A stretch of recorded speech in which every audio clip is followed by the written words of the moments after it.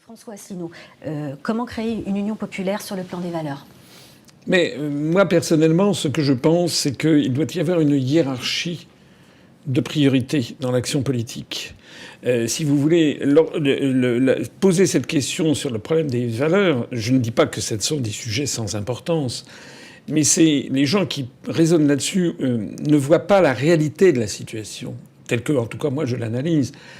La France est en train, et je pèse mes mots, d'être détruite. Détruite. Nous sommes en guerre. Et c'est pas moi qui le dis, c'est Mitterrand qui l'a dit. La France est en guerre, les Français ne le savent pas. C'est une guerre du 3e millénaire. Notre industrie, notre recherche, notre agriculture, nos services publics, toute notre identité nationale, notre unité nationale, notre langue, notre diplomatie, tout ça est en train, tous les indicateurs sont au rouge vif.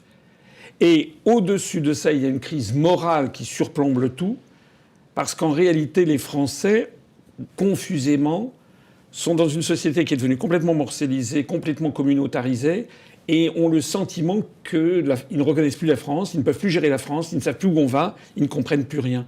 Donc, avant de parler, je crois, des problèmes de valeurs, des problèmes de ci, des problèmes de ça, c'est un peu que la France, elle est en 1940, après le désastre, sauf que les Français n'ont toujours pas compris qu'ils étaient en guerre.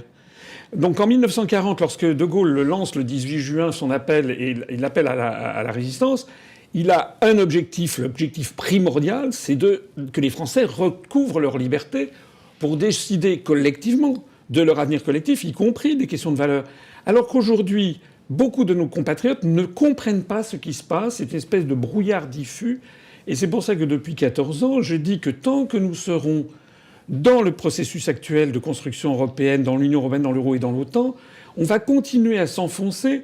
Et les discours, c'est un peu comme les discours, vous savez, sur le sexe des anges à la chute de Constantinople. C'est-à-dire qu'il y en a qui vont s'écharper, génération identitaire, l'islamo-gauchisme, le mariage pour tous, la manif pour tous, etc. Ça préoccupe les Français. Je sais que ça préoccupe. Mais ce que les Français ne comprennent pas, c'est que tant qu'on reste dans l'Union européenne, ces sujets-là, de toute façon, ils n'ont pas le choix.